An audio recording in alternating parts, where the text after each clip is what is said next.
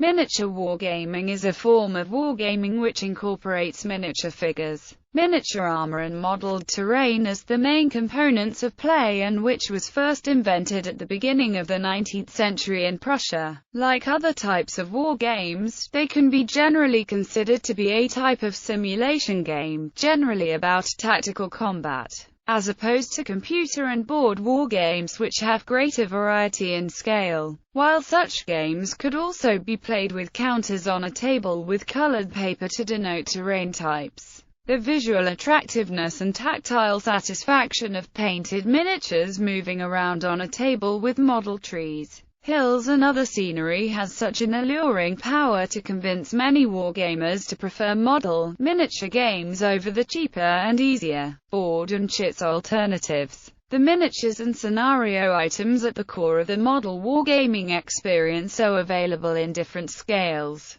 and many sets of rules are written with the assumption that a particular scale is being used. The hobby got its start around the beginning of the 20th century, with the publication of Jane's Naval War Rules and H.G. Wells' Little Wars in 1913. A similar book titled Sham Battle: How to Play with Toy Soldiers was published by Harry Dowdall and Joseph Gleason in 1929. Commercial products just for miniatures wargamers and awareness as a single community of people with similar interests date back to the 1950s with the efforts of Jack Scrubby. Major developments in the field since then include the rise in the 1960s and 1970s of fantasy and science fiction war games as an alternative to games based on historical conflicts, and the emergence of companies like Corvus Belli, Infinity Games Workshop, Spartan Games, Battlefront, Foundry, Warlord Games, Privateer Press and many others.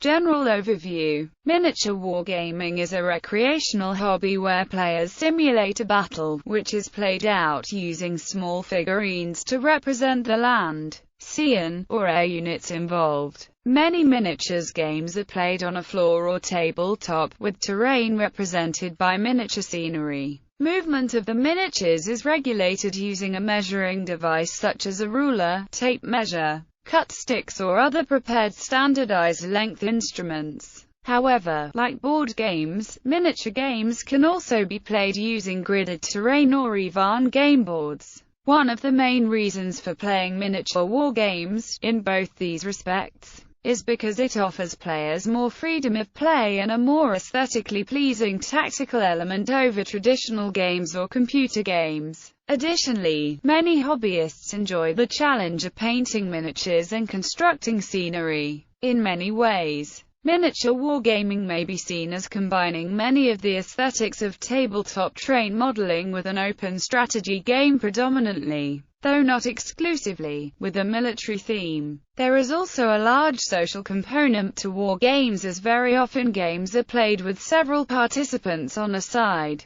The miniatures and scenery used vary greatly in scale, from 6mm figures up to 54mm or larger. The miniature figures are typically plastic or metal and are often sold unpainted. Scenery is often homemade, and figures are painted by the players, who will sometimes even convert shop-bought figures to better represent the units they are trying to depict. There are any number of sets of miniature wargaming rules, some of which are available without charge on the internet. Scenarios may depict actual historical situations in battles, or they may be hypothetical, what-if, situations. There are also fantasy and science fiction games with attendant wizards, spacecraft and other genres. Rules also vary in the scale they depict. One figure to one soldier is the most common for fantasy and some historical rules, but many historical systems presume that one figure represents hundreds or even thousands of men. Generally, these games are turn-based strategy, like chess. Scale is generally expressed as the approximate height of a humanoid figure from base of foot to eye line in millimeters.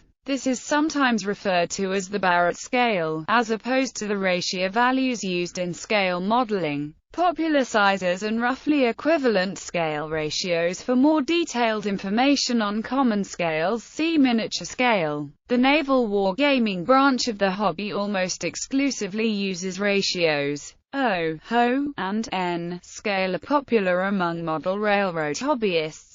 Some model railroad scales are close enough to the smaller scale figures to provide usable structures or vehicles, possibly requiring some modification. For example, 1 to 144 N scale and 10 mm miniatures typically mix well on the game table. Some wargamers use card model structures because of their economy and the ease of scaling them to appropriate sizes, and many wargamers scratch build their structures. 1 to 144 scale is not very common for wargames, but notable exceptions like DreamPod 9's Heavy Gear do exist. Part of the reason for the profusion of miniature sizes is the need for manufacturers to differentiate themselves in what is a niche market.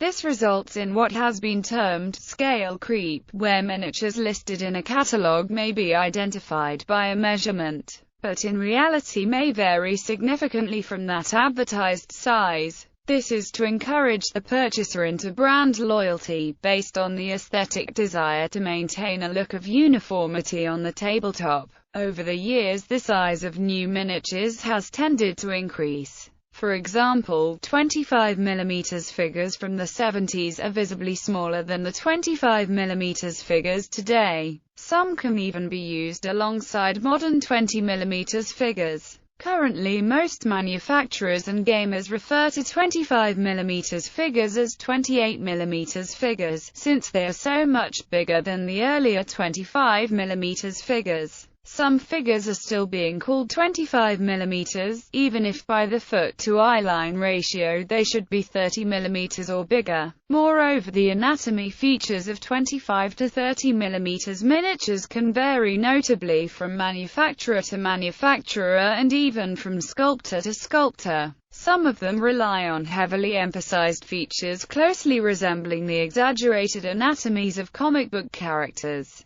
and are aptly called heroic-style figures. Other, more consistent with actual human physiques, are termed realistic figures. Usually, heroic anatomies are more common in fantasy and SF miniatures, and some odd para-realistic subgenres, like zombie apocalypse or pulp heroes figures. Realistic figures feature more prominently in miniatures dedicated to actual or historical military conflicts. A player's choice of which scale to use is a direct reflection of the scope of the game to be played. For historical games, 15mm seems to be the most popular scale, because it is small enough to allow for large battles. Smaller scaled miniatures are typically mounted in groups and moved as groups. This creates the visual effect of a large mass of combatants, allowing games simulating platoon, company, battalion, and even corps-level actions. In these cases, the miniatures are often mounted on trays, or bases, for ease of mass movement. Larger scaled figures tend to be used in skirmish games where the single miniature represents a single man, animal, vehicle. This is because, although scales in this region provide greater detail that is easier to paint, their higher cost and larger size limits the size of battles that might be recreated. Games of this scale that are not mounted on trays tend to offer greater flexibility of movement.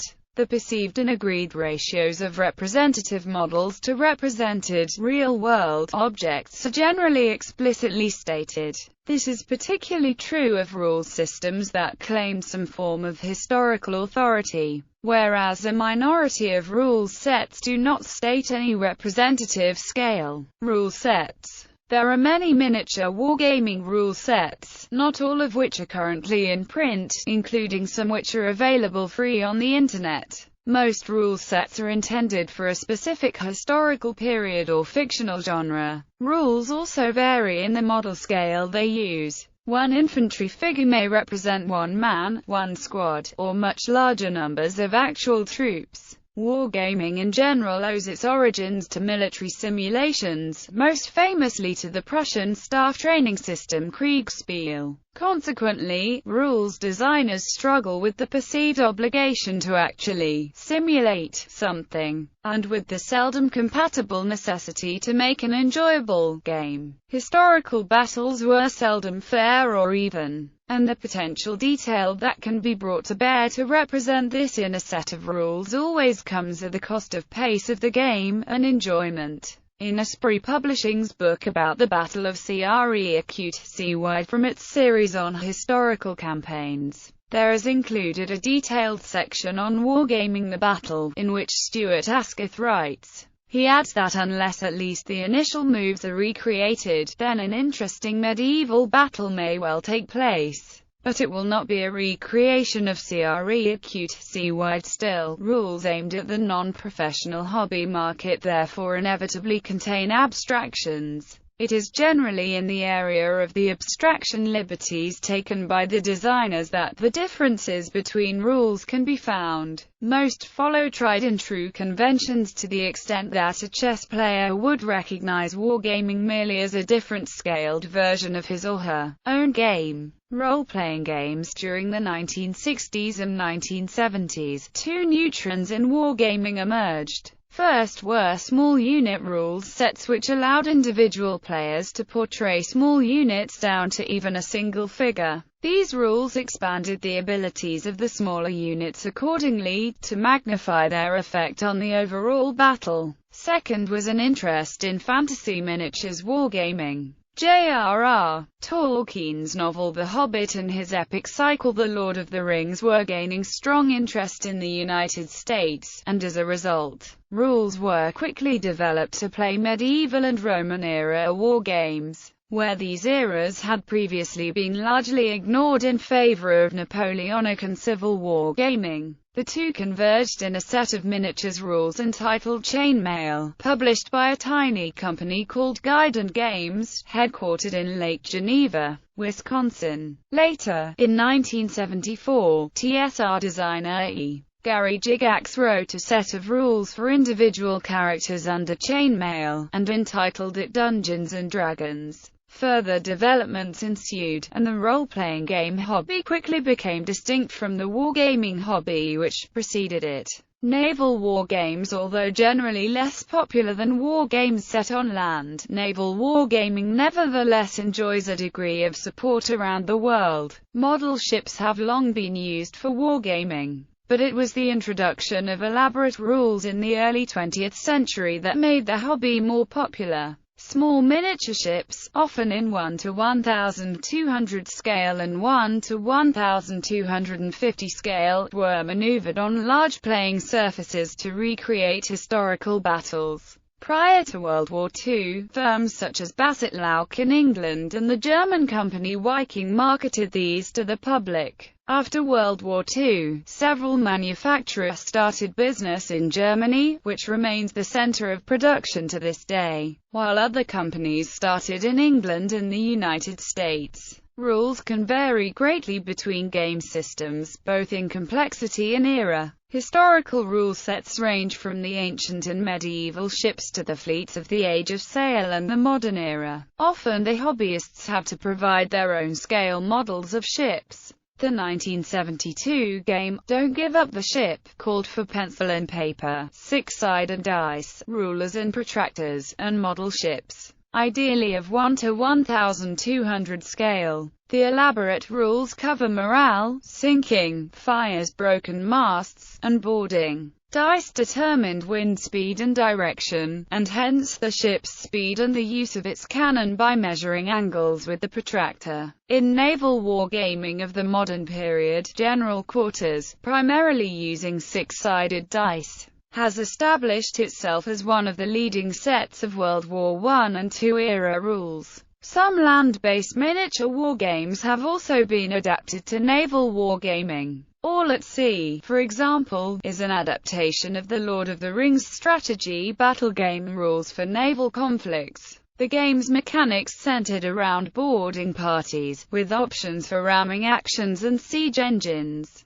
As such, the ship's scale ratio corresponds to the 25mm scale miniatures used by the Lord of the Rings. Model ships are built by hobbyists, just as normal miniature terrain, such as great ships of Pelargir, cogs of Dol Amroth and corsair galleys. Air wargames. Air wargaming, like naval wargaming, is a smaller niche within the larger hobby of miniatures wargaming. Aerial combat has developed over a relatively short time compared with naval or land warfare. As such, air wargaming tends to break down into three broad periods. World War I, from the earliest air combat to the 1920s. World War II, 1930s to the early 1950s. Modern, the Missile Age. In addition, there are science fiction and alternative history games such as Aeronefs and those in the Crimson Skies universe.